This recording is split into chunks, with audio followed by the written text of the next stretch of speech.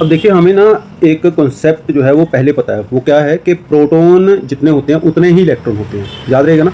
ठीक है, क्योंकि जितने नंबर ऑफ प्रोटॉन है उतने ही नंबर ऑफ इलेक्ट्रॉन होंगे। एटम इलेक्ट्रिकली न्यूट्रल होता है, ये बात आपने याद रखनी है कि जितने नंबर ऑफ प्रोटॉन उतने ही इलेक्ट्रॉन। अब मैं एक डेफिनेशन दूंगा ना आपको, वहाँ पर इलेक्ट्रॉन और प्रोटॉन दोनों यूज होंगे। अब सबसे पहले हमारे पास 8.5 एक टॉपिक आता है atomic number. You have learn that the atoms of an element are all alike but different from atoms of the other element. तो एक ही एलिमेंट के एटम्स तो एक तरह के होंगे, लेकिन अलग अलग एलिमेंट्स के एटम भी डिफरेंट डिफरेंट होते हैं। They differ in the number of electrons and proton. तो किसी दूसरे एलिमेंट के एटम्स के अंदर प्रोटॉन और इलेक्ट्रॉन की काउंटिंग जो है वो अलग अलग रहेगी।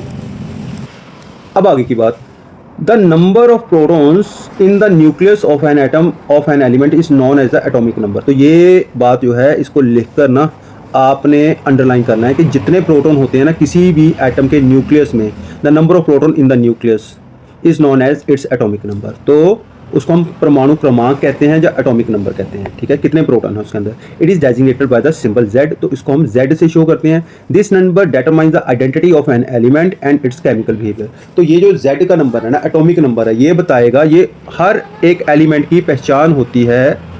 तो इसका मीनिंग हमें ये समझ आ गया कि कोई भी एलिमेंट है ना, हर एलिमेंट का एटॉमिक नंबर अलग होगा, क्योंकि उसके अंदर नंबर ऑफ प्रोटॉन क्या होंगे, अलग अलग होंगे। तो यही जो है ना एटॉमिक नंबर जो है वो डिटरमाइन करता है उसका केमिकल बिहेवियर। अब आप सोचोगे यार ये प्रोटॉन कैसे केमिकल बिहेवियर शो करते हैं, है ना। तो प्रोटॉन ऐसे करते हैं भाई, क्योंकि हमें एक बात पता है कि जितना भी एटम है ना, वो हमें क्लियरली पता है कि atom as a whole is neutral. Atom अपने आप में तटस्थ होता है, न्यूट्रल होता है, उसके ऊपर कोई चार्ज नहीं होता। कहने का मतलब जितने प्रोटॉन होंगे उतने ही इलेक्ट्रॉन होंगे। The number of protons is equal to the number of electrons orbiting the nucleus. जो न्यूक्लियस के इर्द गिर्द घूम रहे हैं इलेक्ट्रॉन, वो जितने प्रोटॉन होंगे उसके बराबर होंगे। तो इलेक्ट्रॉन असल में किसी भी रिएक्शन के अंदर क्या होते हैं, पार्टिसिपेट करते हैं। ठीक है, तो प्रोटॉन इलेक्ट्रॉन के बराबर है। तो यहाँ पर एक बात आपने याद रखनी है कि अगर मैं बोल रहा हूँ ना कि एटॉमिक नंबर, तो अगर आप बोल दो कि number of proton present in an atom, वो तब भी एटॉमिक नंबर की बात सही है। अगर मैं बोलूँ कि number of electron in an atom, तब भी वो बात सही है। ठीक है, लेकिन यहाँ पर एक एडिशन करूंगा मैं, number of electron present in a neutral atom. Neutral atom में कितने इलेक्ट्रॉन है, क्योंकि अगर उसके ऊपर कोई चार्ज होगा तो उसका मीनिंग या तो उसने इलेक्ट्रॉन दे दिए या ले लिए। तो अगर हमें कोई पूछे what is the definition of atomic number, then you can say it is the number of proton, और नंबर ऑफ इलेक्ट्रॉन भी बोल सकते हो of in a neutral atom. For example hydrogen की बात करें, इसके अंदर एक प्रोटॉन है, ठीक है, और एक ही इलेक्ट्रॉन है। ठीक है, तो इसका मीनिंग मैंने जो बात बोली वो सही होगी ना, कि नंबर ऑफ प्रोटॉन और number of electron is called as atomic number. सिर्फ इसलिए इसका एटॉमिक नंबर क्या है, 1। हीलियम जो है उसका एटॉमिक नंबर 2 है। इसका मीनिंग है उसके अंदर 2 प्रोटॉन होंगे और 2 ही इलेक्ट्रॉन होंगे। राइट, अब यहाँ पर देखिए एक लिथियम मेटल का पीस है ना, उसके अंदर क्या है, लिथियम एटम्स पड़े हुए हैं बहुत सारे, और उसमें से एक एटम हमने ये निकाल लिया। ठीक है, अब इसमें देखिए ये सेंटर में आ गया न्यूक्लियस। न्यूक्लियस के अंदर क्या होंगे, 3 प्रोटॉन होंगे। ठीक है, और ये इसके अंदर बाहर जो है 3 इलेक्ट्रॉन होंगे, 1 2 3। ठीक है, तो ये हमें बता रहा है कि how many neutrons are there, how many protons are there. ठीक है, तो एक है concept है, can you not say that element with different atomic numbers are distinct from each other and the atomic number uniquely identify an element। ठीक है, तो अब हमें ये पता चल गया कि हर एटॉमिक नंबर जो होता है ना, ठीक है, वो अपने आप में सभी का डिस्टिंक्ट होता है। हर एलिमेंट जो है उसका एक अलग से एटॉमिक नंबर होगा। ठीक है, और कहता है कि आपको 8.10 पिक्चर जो दे रखी है, इसमें आप डिटरमाइन कर सकते हो कि ये कौन सा एलिमेंट है। ठीक है, यूनिकनेस आप बता सकते हो, yes we can say its uniqueness. तो कहता है इसमें न्यूट्रॉन और प्रोटॉन कितने होंगे, ठीक है, लिथियम के एटम में, बट इट्स एटॉमिक नंबर। ठीक है, तो सिंपल सी बात है कि ये जो एलिमेंट है, ठीक है, इसलिए ऑब्वियसली मैंने पहले बता दिया लिथियम है। ठीक है, लिथियम में 3 प्रोटॉन होते हैं। ठीक है, 4 न्यूट्रॉन होते हैं। ठीक है, अब ये कैसे निकालते हैं ये भी मैं आपको आगे बताऊंगा। जैसे एटॉमिक नंबर है वैसे एक नया कॉन्सेप्ट आएगा आपके पास, मास नंबर। ओके, तो इसमें 4 न्यूट्रॉन रहेंगे। अब मुझे बताओ कि अगर इसमें 3 प्रोटॉन है तो इसके अंदर इलेक्ट्रॉन कितने होने चाहिए, ऑब्वियसली 3 इलेक्ट्रॉन। तो इसका एटॉमिक नंबर कितना होना चाहिए, दैट इज 3। ठीक है, since the number of proton is 3, it's atomic number is 3। तो ये बात याद रखिएगा, और नंबर ऑफ इलेक्ट्रॉन कितने होंगे, 3। ओके, तो लेट अस मूव फॉरवर्ड। अब बेटा नेक्स्ट कॉन्सेप्ट जो हमारे पास आ गया, that is the 8.6, that is the mass number. इससे पहले हमने क्या किया था, atomic number. Atomic number is equal to number of proton और नंबर ऑफ इलेक्ट्रॉन। ठीक है, अब इससे के बाद हमारे पास as stated earlier, helium has 2 protons. तो मैंने पहले भी बताया था कि हीलियम में 2 प्रोटॉन होते हैं, but the mass is about 4 times. लेकिन मास तो इसका 4 है, तो फिर ये एक्स्ट्रा मास 2 कहां से आ रहा है, ये मैंने पहले ही बताया था। किसके कारण होता है, दैट इज न्यूट्रॉन। न्यूट्रॉन कहां मौजूद होते हैं, न्यूक्लियस के अंदर। प्रोटॉन कहां मौजूद होते हैं, न्यूक्लियस के अंदर। The total number of protons and neutrons present in the nucleus of an atom is called as mass number. तो अब इसको अपने डेफिनेशन को अपनी बुक में लिख लेना, but is mass number. Mass number क्या है? टोटल नंबर जो प्रोटॉन के हैं, ठीक है, और जो इलेक्ट्रॉन्स के हैं, थोड़ी total number of protons and neutrons, sum है दोनों का, प्रोटॉन्स और न्यूट्रॉन का सम जो है, that is equal to the called as a mass number. इसको अंडरलाइन कर लीजिएगा, और इसको हम शो करते हैं ए से। एटॉमिक नंबर को कैसे शो किया था? जेड से। प्रोटॉन्स और न्यूट्रॉन जो है ये न्यूक्लियस के अंदर होते हैं, तो इन दोनों को इसलिए हम न्यूक्लियोस भी कहते हैं। एक नई डेफिनेशन बन गई आपके पास कि what are nucleons? Proton and neutrons are called as nucleons, ठीक है। तो मास नंबर की definition, mass number is equal to number of proton plus number of neutrons, that is P plus N. Okay, ये definition इसको round up करके अपनी copy में लिख लेना, ये आपका +2 लेवल इवन हायर लेवल तक चलेगा। Since the mass of neutron is रफली equal to that of the proton, अब सिंपल सी बात है कि न्यूट्रॉन का मास जो है वो प्रोटॉन के लगभग मास के बराबर होता है, ठीक है। So the mass of helium atom can be accounted by the protons and 2 neutrons. तो इसके लिए हमें ये पता चल गया कि जो हीलियम एटम है उसका मास जो है 2 प्रोटॉन और उसके अंदर जो मौजूद न्यूक्लियस के अंदर मौजूद 2 न्यूट्रॉन को ऐड करने के बाद बनेगा, ठीक है। एक एग्जांपल हमने कहाँ पर दे रखी है, ये हमारे पास टेबल में है, वो हम पढ़ते हैं बाद में। क्या पढ़ते हैं? Table 8.3 mass number of different elements. तो अलग अलग एलिमेंट के मास नंबर दे रखे हैं। हाँ जी, तो यहाँ पर प्रोटॉन कितने हैं? हाइड्रोजन में 1 है, न्यूट्रॉन कितने? 0। तो हमारे पास मास नंबर की डेफिनेशन क्या थी? सम ऑफ प्रोटॉन एंड न्यूट्रॉन। तो 1 + 0 इज इक्वल टू 1। हीलियम में 2 प्रोटॉन होते हैं, न्यूट्रॉन 2 होते हैं, तो mass number is equal to P plus N, meaning proton plus neutron, 2 + 2 that is equal to 4। Lithium में क्या रहेंगे? प्रोटॉन 3 रहेंगे, न्यूट्रॉन 4 रहेंगे। अब यहाँ पर ध्यान रखिएगा, जरूरी नहीं है कि जितने प्रोटॉन हो उतने ही न्यूट्रॉन हो, कई बार ऐसा होता है कि न्यूट्रॉन बढ़ भी जाते हैं, ठीक है। तो 3 + 4 दैट इज इक्वल टू 7। अब ये बात हमें क्लियर हो गई। The electrons in comparison has almost negligible mass. तो मैंने पहले भी बताया था कि इलेक्ट्रॉन के मास को हम निगलेक्ट कर सकते हैं, नेग्लिजिबल है, उसको इग्नोर कर सकते हैं, and hence can be ignored in calculation. तो इसलिए हम इसको कैलकुलेशन में भी, जो हम कैलकुलेशन करते हैं, न्यूमेरिकल करते हैं, अगर टिपिकली बता रखा हो कि mass of electron is this, you will have to use this mass of electron, तो फिर हम उसको यूज करते हैं, नहीं तो उसको यूज नहीं करते। लेकिन उसका चार्ज जो है उसको हम हमेशा कंसिडरेशन में रखते हैं। In a standard notation for an atom the symbol of atomic number is Z and mass number is A। तो आपको कैसे याद रखना है इसको? तो आपको क्या है, X मान लेना कोई एलिमेंट है। अब देखिए, जब मेरे से कोई पूछेगा हाँ जी भाई आपने काम कर लिया, तो मैं बोलता हूँ हाँ जी मैंने A से लेकर Z तक सारा काम कर लिया, A to Z सारा काम कर लिया।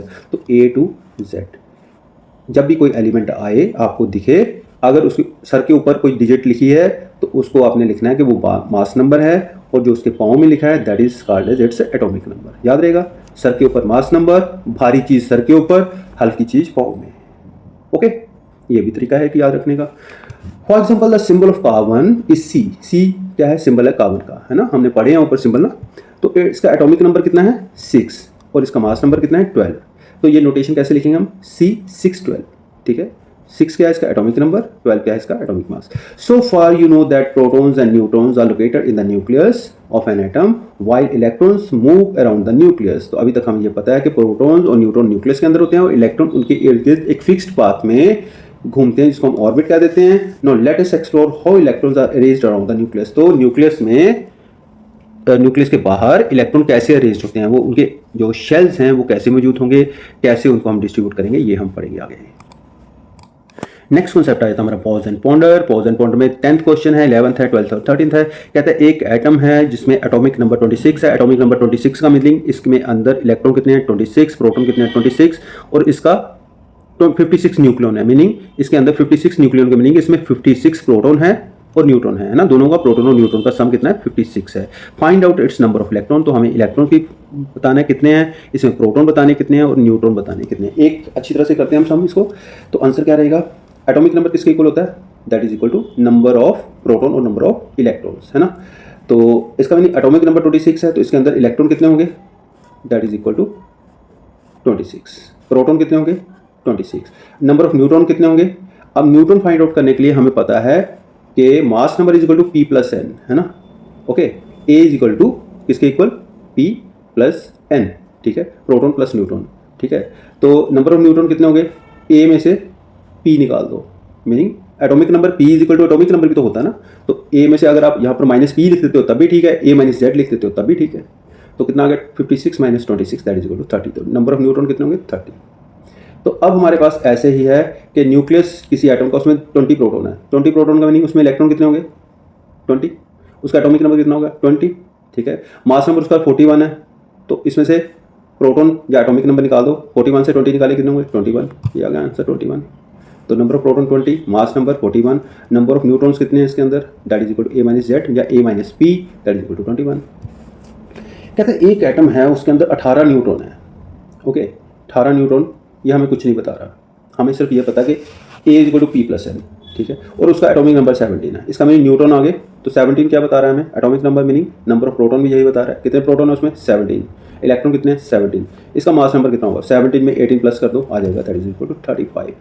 ओके, फार्मूला यूज करना है बेटा, बिना फार्मूले के नहीं आपने लिखना है ना। Mass number is equal to A that equal to Z plus N या पी प्लस एन, ठीक है। जेड मैंने इसलिए यूज किया, it is equal to number of proton. आप जेड लिख लीजिए, पी लिख लीजिए, एक ही बात है। P plus N that is equal to 17 plus 18 that is equal to 35। एक एटम है जिसमें 11 इलेक्ट्रॉन्स हैं, ठीक है। एलिमेंट है A23, 11 क्या है? इलेक्ट्रॉन। तो इसका मीनिंग एसेंशियली उसमें प्रोटॉन कितने होंगे? 11 ही होंगे। तो कहता है उसमें न्यूट्रॉन पता करो, ठीक है। तो इलेक्ट्रॉन 11 हैं, प्रोटॉन भी 11 होंगे, तो 11 प्रोटॉन है। ये इसका क्या बता रखा है हमें? 23 में क्या है? मास नंबर। तो 23 में से माइनस 11 कर दो, कितना आ गया? 23 minus 11 that is equal to 12। होगी बात क्लियर? तो चलिए आगे चलते हैं। ये प्रैक्टिस होगी, ऐसे क्वेश्चन को प्रैक्टिस अच्छी तरह से करना, आपको प्रोटॉन, न्यूट्रॉन, इलेक्ट्रॉन पता चल जाएंगे, राइट। अब बेटा नेक्स्ट है 8.7.1 building up atoms. Easy point wise notes इसके मैंने बना रखे हैं, ठीक है। तो बिल्डिंग अप एटम्स का मीनिंग है कि atoms are formed by adding 1 electron in each time to atomic number increase by 1, ठीक है। तो आप अगर अभी तो आप छोटी क्लास में हो तो आप देखोगे कि हर एटम में अगर पीरियोडिक टेबल में देखोगे ना, एक एक इलेक्ट्रॉन ऐड होता जाता है और नेक्स्ट एलिमेंट आता जाता है हमारे पास, ठीक है। Each new electron is placed in the correct energy level और शेल। आप एनर्जी लेवल और शेल जो होता है ना, गोल गोल जो घूमते थे हमारे पास, है ना, वो मैंने बताया था आपको, सेंट्रल न्यूक्लियस, ठीक है। आसपास इलेक्ट्रॉन घूम रहे हैं, तो हर इलेक्ट्रॉन कौन से इलेक्ट्रॉन को कौन से शेल में ऐड करना है ना, वो बिल्डिंग अप ऑफ एटम है कि एटम में इलेक्ट्रॉन कैसे अरेंज है। अब नेक्स्ट हमारे पास कॉन्सेप्ट आएगा इलेक्ट्रॉनिक कॉन्फिगरेशन। अरेंजमेंट, इसको आपने अंडरलाइन कर लेना है, अपनी बुक में लिख लेना है। The arrangement of electron in different shell is called the electronic configuration. अगर आपको भूल गया है तो मैं आपको शेल दिखा देता हूँ। तो ये मैंने कंपैरिजन में दिखा दिया है ना। आपने बोहर का मॉडल पढ़ा था, तो उसमें हमने बोला था कि सेंटर में न्यूक्लियस होता है और उसके बाहर ना इलेक्ट्रॉन घूम रहते हैं अलग अलग लेवल और शेल में। एक shell, second shell, third shell, fourth shell, है ना।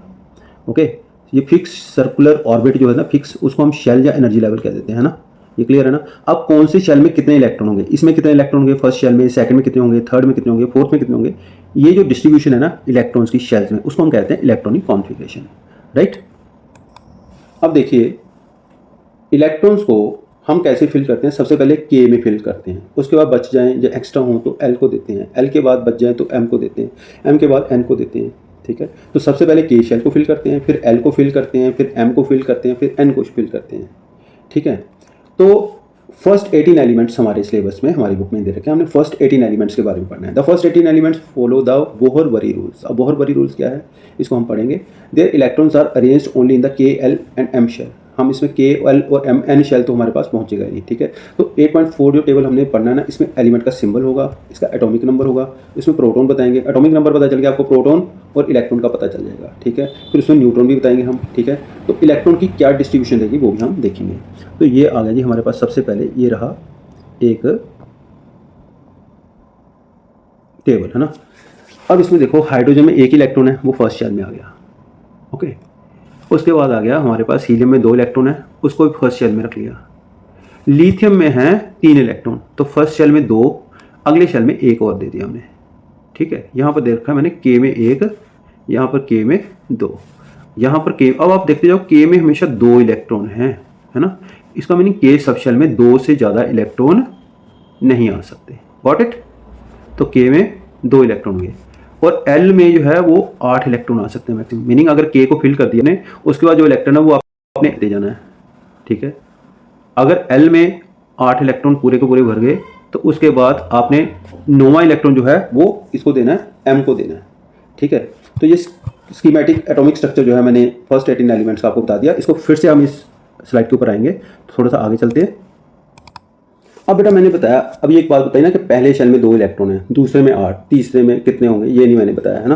तो और डिस्ट्रीब्यूटेड डिफरेंट एनर्जी लेवल, तो इसके लिए बोहर एंड बरी जो है उन्होंने एक रूल बताया था। की फार्मूला है 2n²। मैक्सिमम नंबर जो है वो शेल में कितने होंगे, 2n²। एन क्या बताएगा कि कौन सा शेल है, अगर 1 है तो 1 का स्क्वायर होगा, 2 है तो 2 का स्क्वायर होगा, थर्ड शेल है तो 3 का स्क्वायर होगा, फोर्थ शेल है तो 4 का स्क्वायर होगा। अब इसको बड़े ध्यान से देखिए। The maximum number of electron present in the shell is given by the formula 2n square. 2n square formula, simple सी बात है। n क्या है? The number of shell, hence K shell जो है वो उसके लिए वैल्यू क्या रहेगी, जब फर्स्ट लेवल जो है उसके लिए क्या रहेगी वैल्यू 1, ठीक है। तो n की वैल्यू रहेगी 1, 2 इंटू 1 का square that is equal to 2। इसका मीनिंग फर्स्ट शेल जो है ना, ठीक है, उसके अंदर सिर्फ 2 इलेक्ट्रॉन आ सकते हैं, 2 से ज़्यादा नहीं आएंगे। 0 हो सकते हैं, 1 हो सकता है, 2 हो सकते हैं, लेकिन 2 से ज़्यादा इलेक्ट्रॉन फर्स्ट शेल में नहीं आएंगे, क्योंकि बहुत बड़ी रूल 2n स्क्वायर कहता है। Can accommodate 2 electrons. L shell जो है उसके लिए n की वैल्यू रहेगी 2। n शेल जहाँ सेकंड एनर्जी लेवल जो है उसमें n की वैल्यू, सेकंड का मीनिंग 2, तो n की वैल्यू रहेगी 2।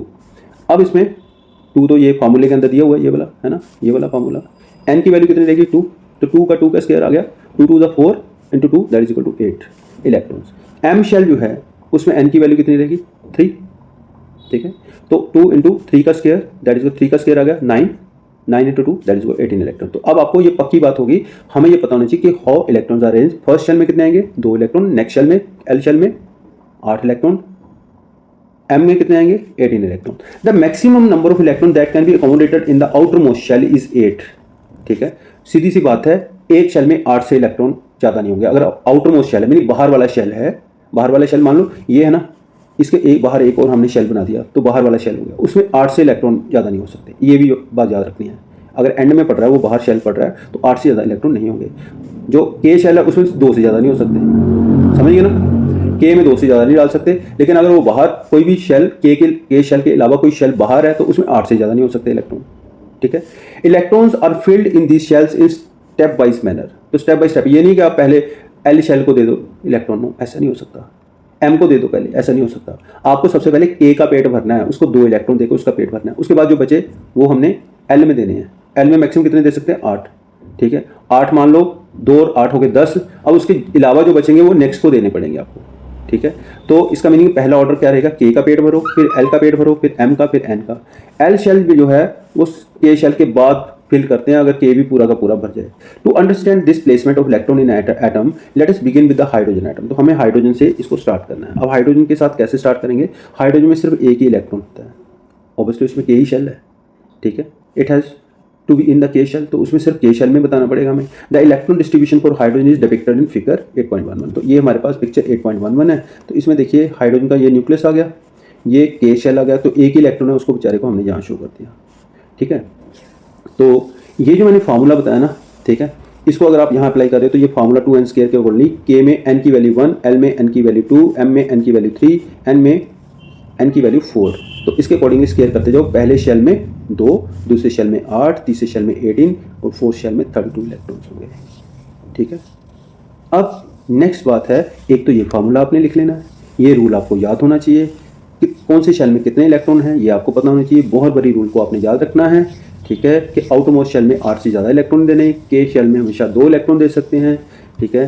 तो हीलियम कहता है उसमें 2 प्रोटॉन हैं और उसके न्यूक्लियस में और उसके 2 प्रोटॉन हैं न्यूक्लियस में और 2 इलेक्ट्रॉन हैं। Which way will be the 2 electron will be arrange in its atomic shell. तो 2 इलेक्ट्रॉन कैसे अरेंज होंगे, तो ये कहाँ से पता चलेगा हमें, ठीक है। एक तो हमें जो अब हमें क्लियर हो गया कि एटम्स कैसे बिल्डअप होते हैं, इलेक्ट्रॉनिक कॉन्फिगरेशन क्या है, डेफिनेशन मैंने पहले करवा दी थी, कैसे फिल करेंगे, ठीक है, KLMN, ठीक है।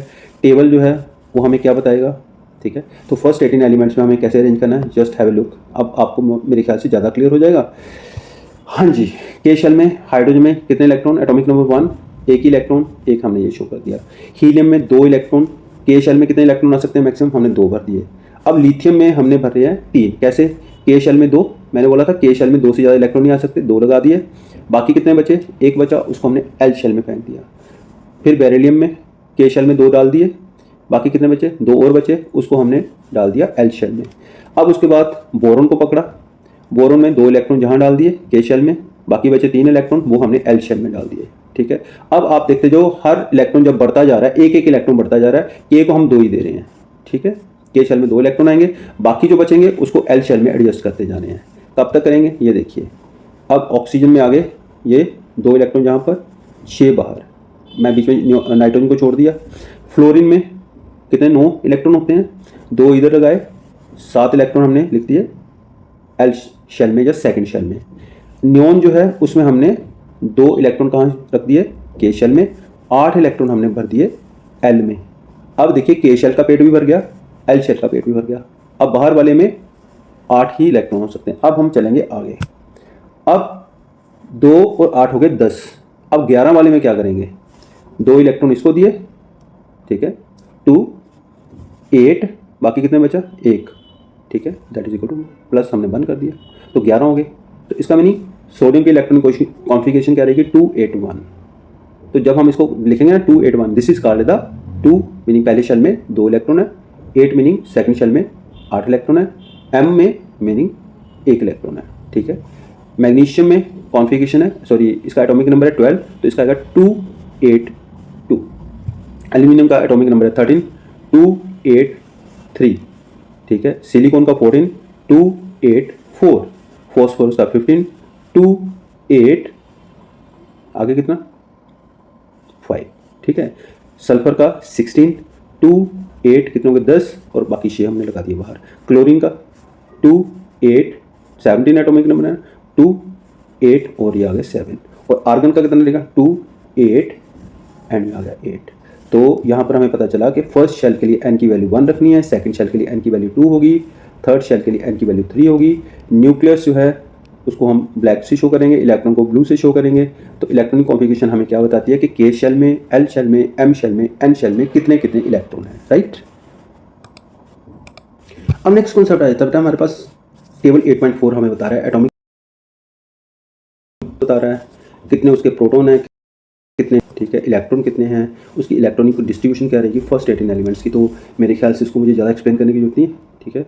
तो अगर आपको इसका फर्स्ट 20 एलिमेंट्स याद रखने हैं तो मैंने एक अलग से शॉर्ट बना रखा है हेली बैब कनोफ नीना मगल सिप्स कलार का, वो भी मैं इसके बीच में डाल दूंगा, ठीक है। तो कैसे फर्स्ट 20 एलिमेंट्स याद रखते हैं, उसका एटॉमिक नंबर सीरीज में आएगा 1 2 3 4 5 6 7 8 9 10 एंड सो ऑन। तो प्रोटॉन कितने हैं, जितना इसका एटॉमिक नंबर होगा उतने ही आपने प्रोटॉन लिख देने हैं। नंबर ऑफ इलेक्ट्रॉन कितने हैं, जितने इसके प्रोटॉन है उतने ही आपने इलेक्ट्रॉन लिख लेना। न्यूट्रॉन एंड में लिख लेना, क्योंकि न्यूट्रॉन क्या होता है, A is equal to P plus N, ठीक है। जितने प्रोटॉन है उसमें न्यूट्रॉन प्लस करते हैं। तो n की वैल्यू कितनी आएगी, जो आपका एटॉमिक मास है, ठीक है। जहाँ सिंपल सी बात है कि जो एटॉमिक मास है ना उसमें से आपने क्या करना है, नंबर ऑफ प्रोटॉन निकाल देने हैं, ठीक है। तो वो आपका क्या है, न्यूट्रॉन भी निकल आएंगे, ठीक है जी।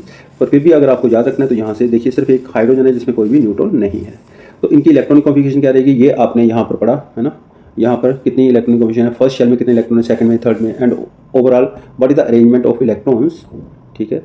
ओके, ये हमने इसमें लिख दिया, तो यहाँ से हमें पता चलेगा इट इज़ अ डिस्ट्रीब्यूशन। तो ये बेटा आप ना चार्ट बनाकर, ठीक है, ये इसका स्क्रीनशॉट खींच लेना, जहाँ इसको अपने पास रख लेना परमानेंटली। इससे क्या होगा कि आप कभी भी रिवाइज करना चाहो तो पता चल जाएगा। तो के शेल में की पॉइंट मैंने लिखा, के में 2 इलेक्ट्रॉन, एल में 8, 18, 32, ठीक है, याद रखिएगा इसको। नेक्स्ट आ गया हमारे पास पॉज एंड पॉन्डर। फिर से एक क्वेश्चन, पॉज एंड पॉन्डर में क्या, identify the number of electrons in the outermost shell of the following elements. तो आउटरमोस्ट शेल में सबसे बाहर वाला शेल, अब यहाँ पर आपको बताऊँ ना बाहर वाला शेल कौन सा है। अब यहाँ देखिए, ये जो है ना बाहर वाला सर्कल जो होता है, ऑर्बिट होता है, इसमें कितने इलेक्ट्रॉन है, वो उसको कहते हैं हम आउटरमोस्ट शेल, ठीक है। ये आउटरमोस्ट शेल है ना, ओके। तो आप मुझे बताना यहाँ पर कितने इलेक्ट्रॉन, 1, यहाँ पर आउटरमोस्ट शेल में कितने इलेक्ट्रॉन है, 1 2 3 4 5। तो ये आपको क्लियर हो गया कि आउटरमोस्ट शेल में कितने इलेक्ट्रॉन होते हैं। यहाँ कितने आउटरमोस्ट